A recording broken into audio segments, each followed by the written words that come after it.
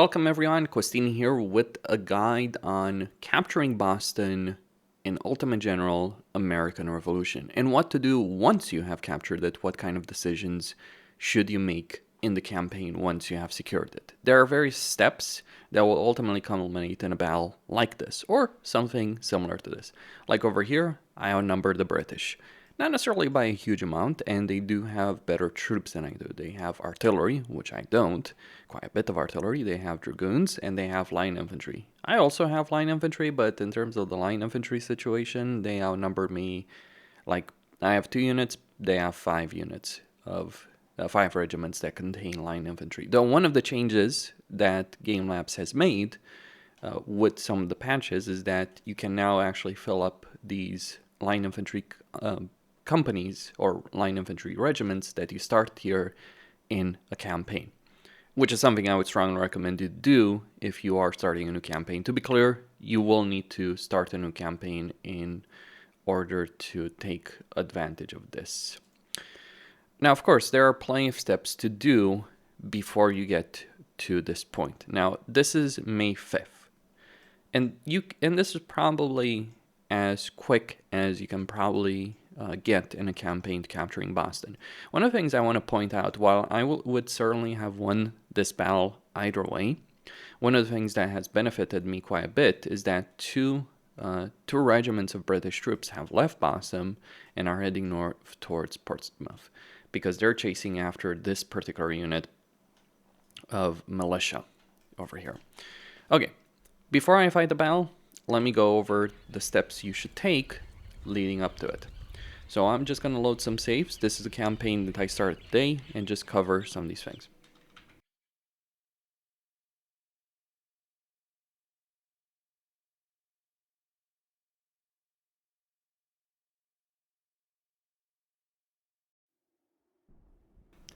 All right, so this is right after the Battle of Concord.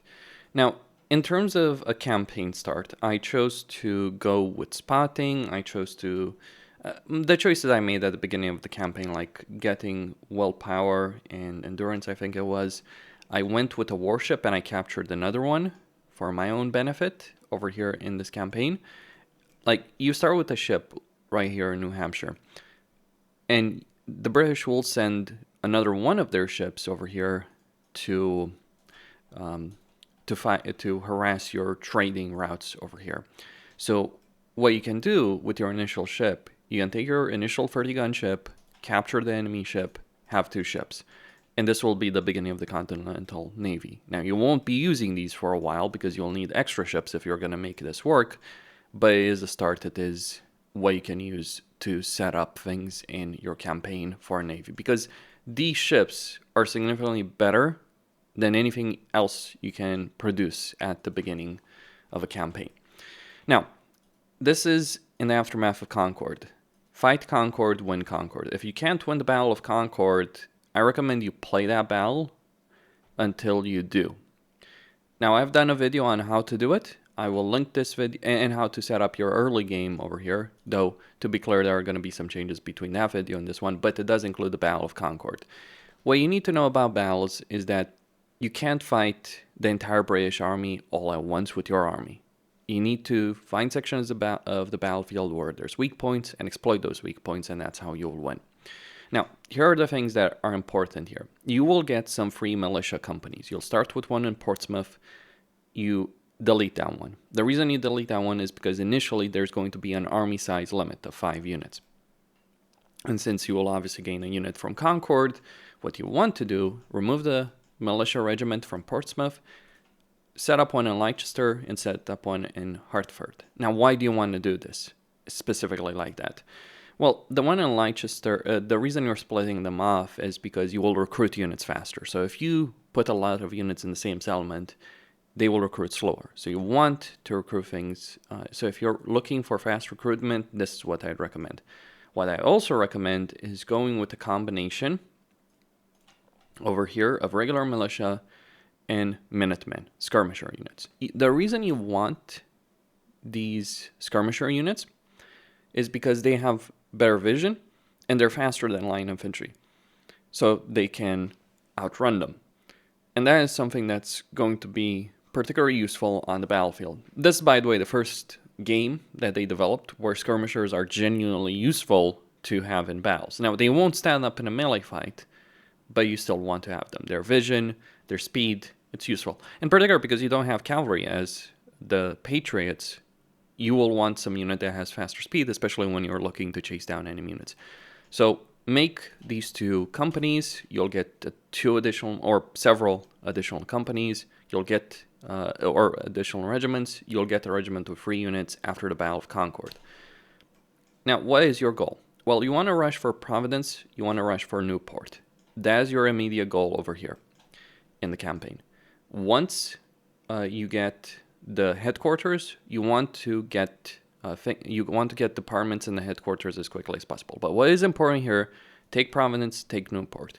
The British have a 4,000 strong army in Boston itself, but that is going to start passive. They will, however, get about, 2,000 men reinforcement or more coming over here, and they're going to take Middleborough. But regardless, you want to win Concord, you want to win the naval battle, you want to take Providence, take Newport. Fight these battles manually. Fairly easy to win if you can win Concord without taking more casualties than 1-to-1. Like, if you can manage a casualty ratio in battles of 1-to-1 against the British and win the battle, like lose as many men as they do, really, or better, ultimately, right? Because obviously when you're outnumbering the enemy. But if you're facing a large enemy army with your own large army, and if you get to 1-to-1 ratios, that's a pretty good situation to be in, especially when you're dealing with militia. Try and preserve your line infantry, however. But you want to take Providence, you want to take Newport, and you want to take Fort Stevens as well. There's a very small garrison over here in Fort Stevens. There's not really that many troops in Salem. I think no troops, actually. And Middleborough is abandoned. But it won't be abandoned forever. So those are your initial moves. Win Concord, win at sea, march on Providence, set up those companies. Those are your initial steps. What do you do after?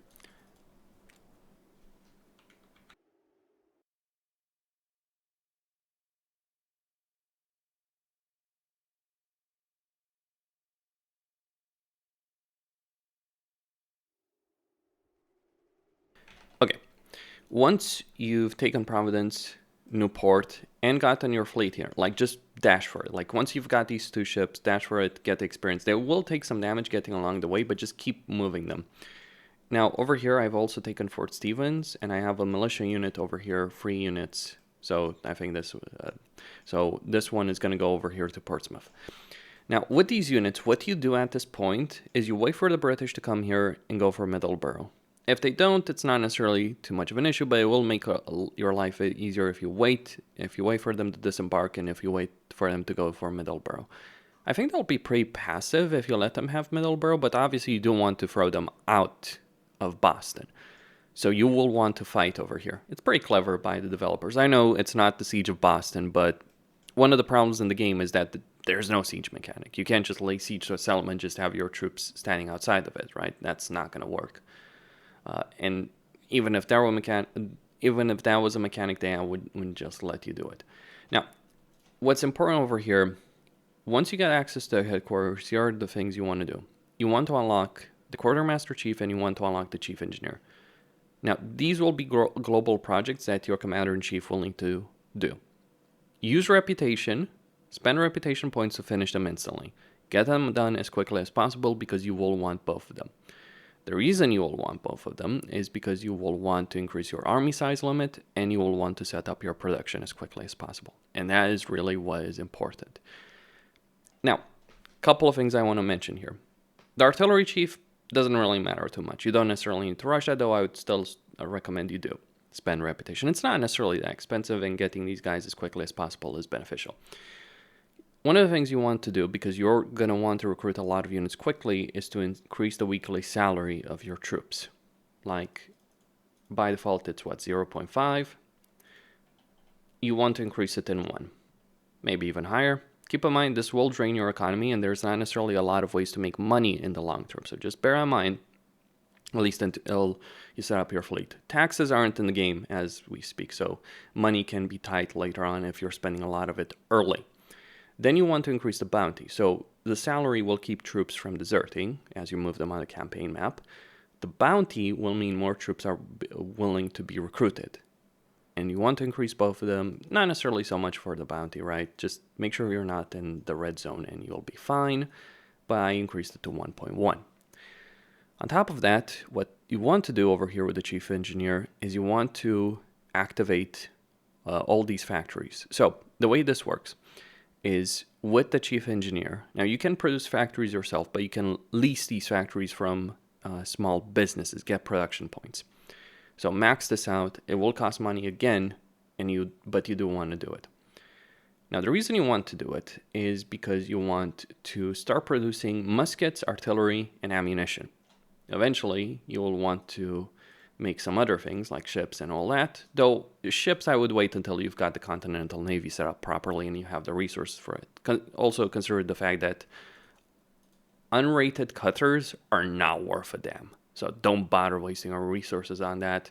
The way that naval combat works in Age of Sail is like you need ships that have the firepower to be able to withstand in a battle. So a couple of musket production. So like here I have 6 production points. So I'm producing two bars of civilian muskets. So I'm making 20 per day. I'm making guns, I'm making cannons, and I'm making ammunition as well. That is what you want to do as quickly as possible. Now you will not maintain this production indefinitely, but the key is to rush Boston. So you need as many resources as possible. That means you want to get those guns. You can also buy guns from the marketplace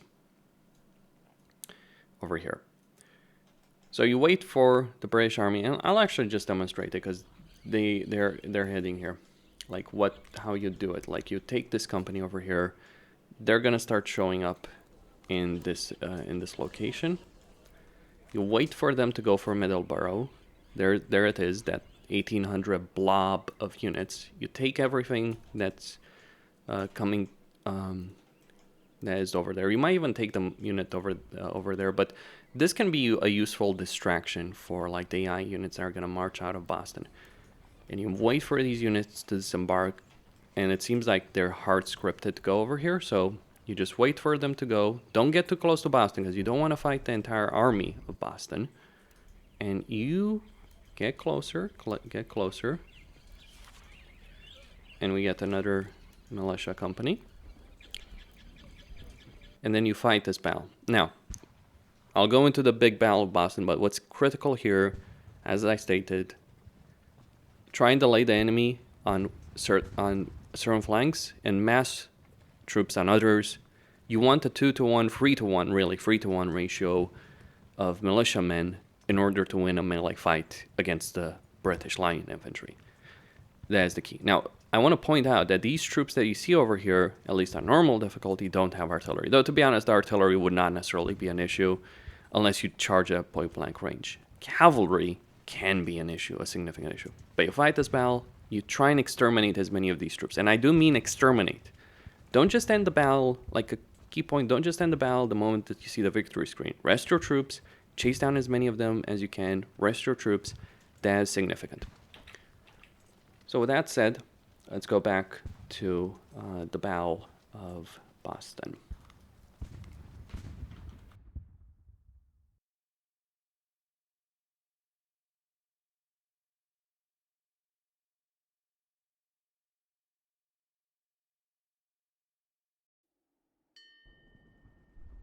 Okay, so I'm just going to send these guys to Portsmouth.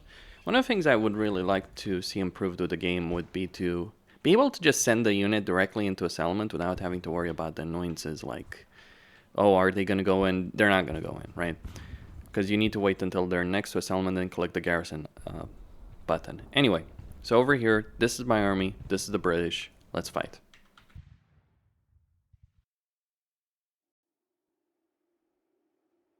All right. Now, as I stated, you want to be careful about cavalry. So, now ammunition here is not necessarily the greatest. You want to keep your skirmishers safe. They will take a lot of damage if they get charged indirectly. With regards to dealing with cavalry, dragoons are a nasty piece of work, really, to deal with. So they will be tricky. to tackle in any particular battle.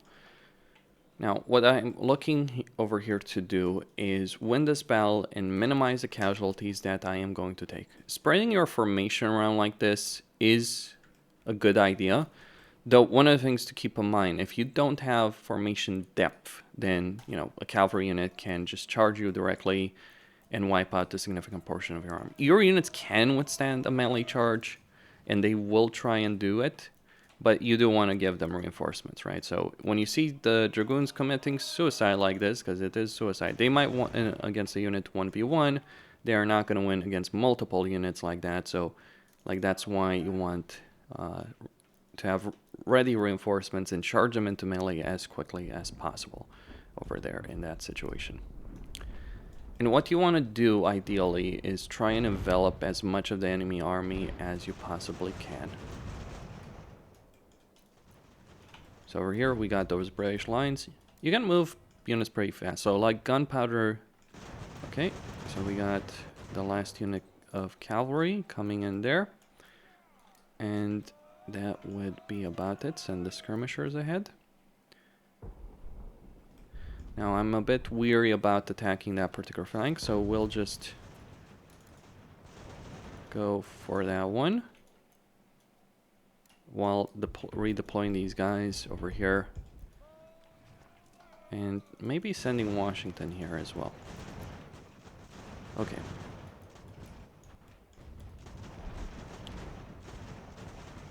So these guys, like, this is the kind of numbers advantage that you want to have to route them. The more units that are near an enemy,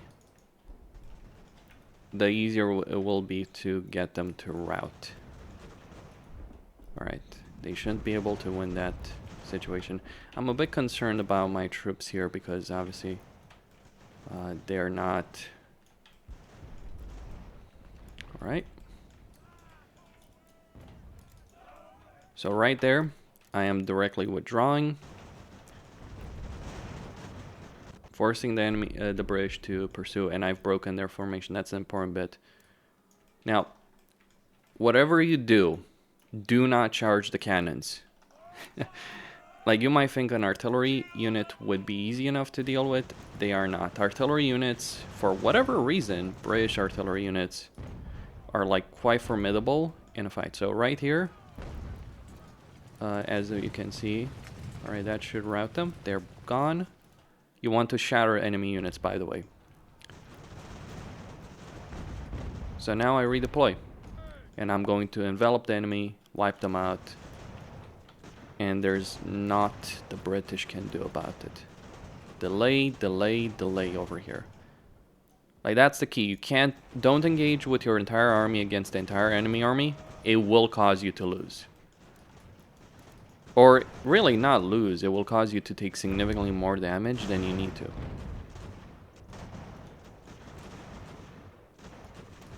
Okay. By the way, about the artillery, you don't necessarily even need to bother about them in the first place. Now, your units will be exhausted, to be sure. But, okay. What's the situation of my general? He's pretty fine. One of my officers got wounded. Okay. So, okay, over there.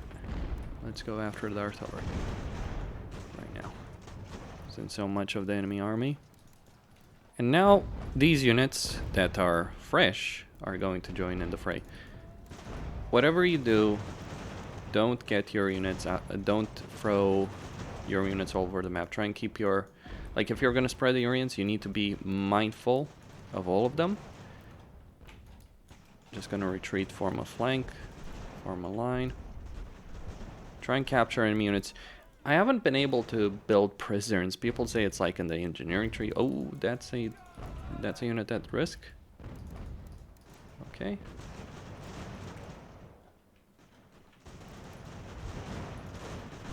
They're gonna be fine. Another unit that's gone. Let's form up again.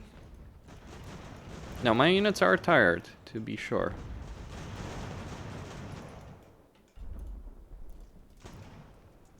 but they will pull through.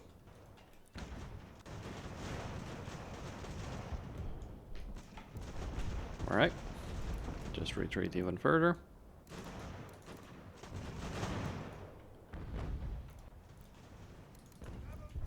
And now is the time for death and glory.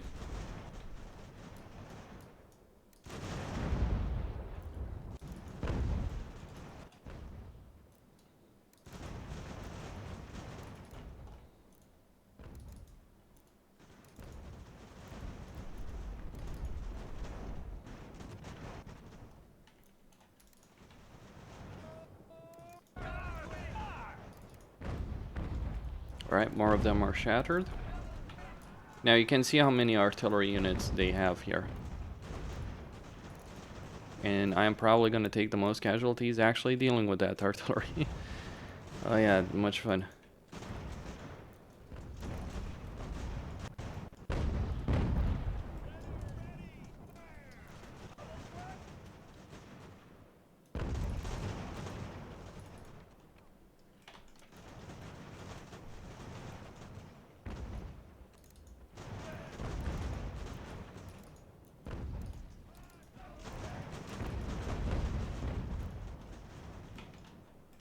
Yep.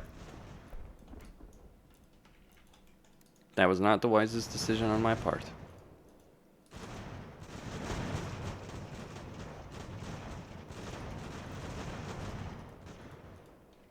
Well, that's what you get for trying to...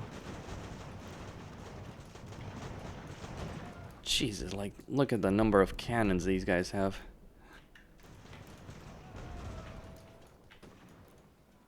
It's a bit ridiculous, isn't it?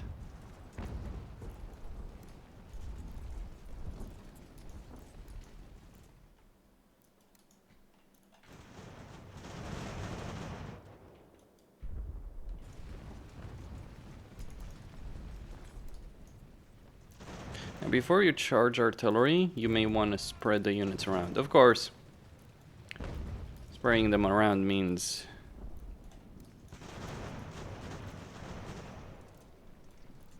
some problems there as well.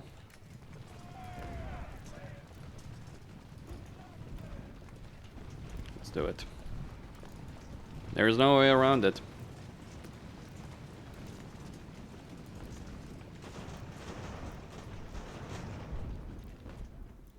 I'm afraid.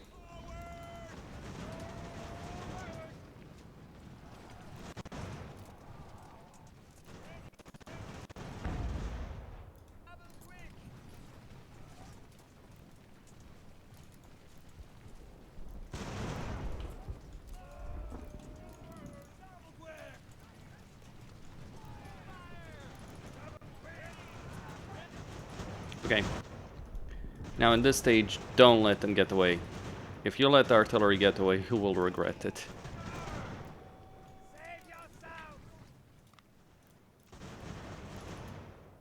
So try and wipe them all out.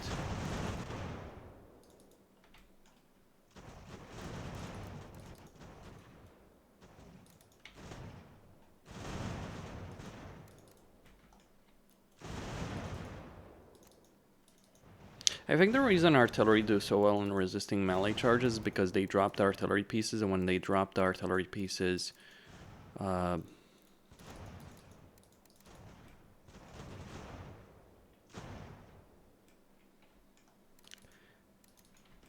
that would be about it.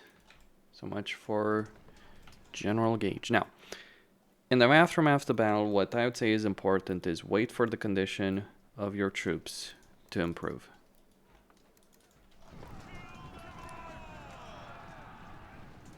And there we go. So much for the artillery companies. If you let these units replenish, and they can, you will regret it. So while I have certainly taken certain casualties, especially on that initial artillery charge, this was a glorious victory. So I only lost 1,300 troops. I had almost 4,000. They had 3,000 because 1,000 are heading north towards Portsmouth. I need to stop that. Now, out of the British Army, there's, what, 500 of them or so left in the situation. This is how you take Boston.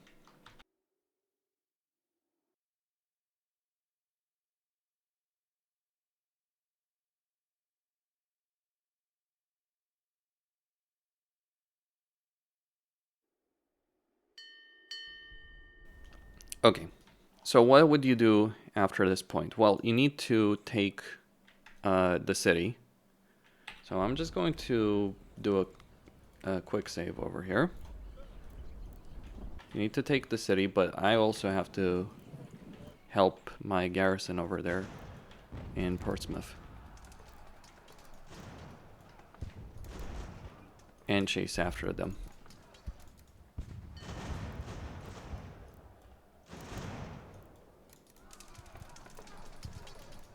Make sure you pick up the weapons, and you'll have another battle like this. As you can see, there's only one company that's full strength. Everyone else with artillery.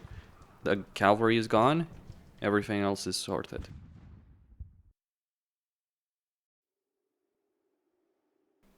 Alright, so here is. Trying not to lose the most heavily damaged units in your army. So these guys, they're not going to play much of a role. For all you got against the weakest British units. Now your guys are probably going to be tired after this battle, but just like in a Warhammer game, you would pursue an enemy army once you win an initial battle. And look, don't be afraid to reload if things don't necessarily go your way. I feel there's alright.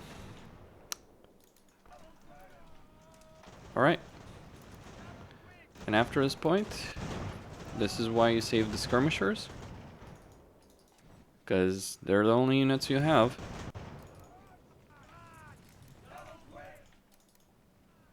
That can do any chasing.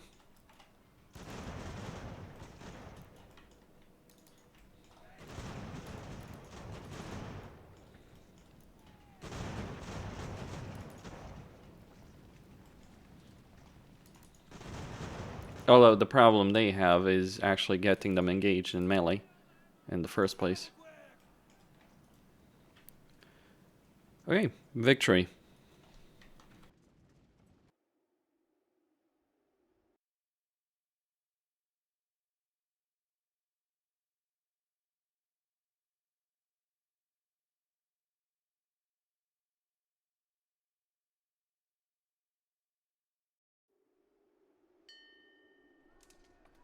Alright, what do you do after this particular point? Well, my advice... Are they... those guys bugged?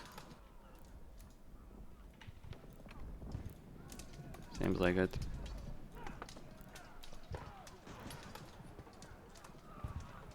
Well, that is a bit of a shame.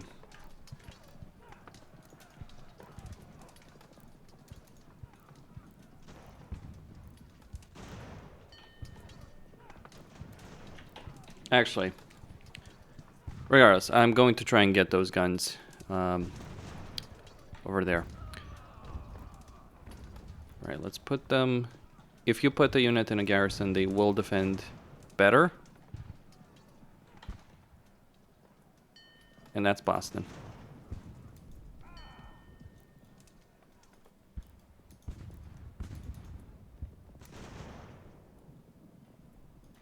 Now, what do you do after this point? Well, there's an annoying thing that... Like, what do you do after this point? You go over here in headquarters, you stop your production, you cut your costs as best as you can. You get the you lower salaries because you won't need them. You deal with the remaining British troops in this situation. You now have until June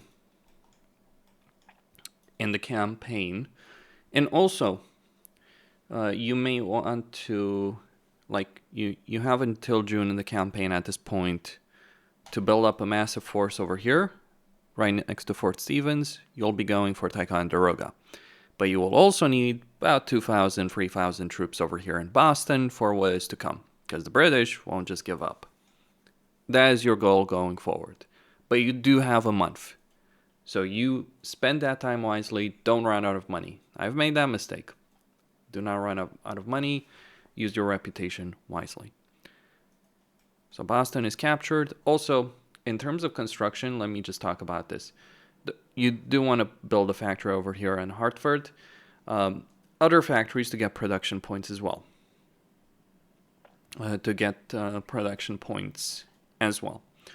In terms of buildings, what do you want to construct? Well, one of the things you will want is textiles. The reason you want textiles is line infantry will require them.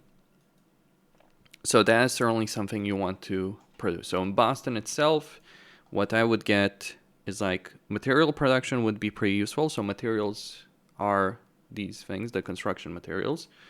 And I would also get like officer schools, or in Leicester get an officer school.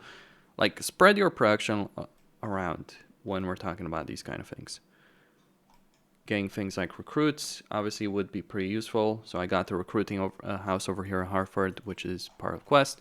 And this is the kind of situation you'll find yourself in. Though do try and actually get the guns from that drop from the Battle of Boston, because they're pretty useful. Though over here, if I look at the market, how many guns do I have? I only have 313 brown besses. So actually picking those guns up is a pretty big deal, because I imagine there's hundreds of them. That is all there is to say on the subject. Costin signing out. Like going forward, unlike everything else in the headquarters, get the Continental Army, get Benedict Arnold to get the second general. Lower your costs as much as possible until June 1st, basically, until the map expands. Once the map expands, you can increase it. You can obviously trade resources like sell things that you've picked up, guns. Don't build ships, repair the ships that you have over here, because they will take damage getting in this situation along the way. And what I would also recommend is building several more line infantry to be prepared for the next phase of fighting. Costin signing out.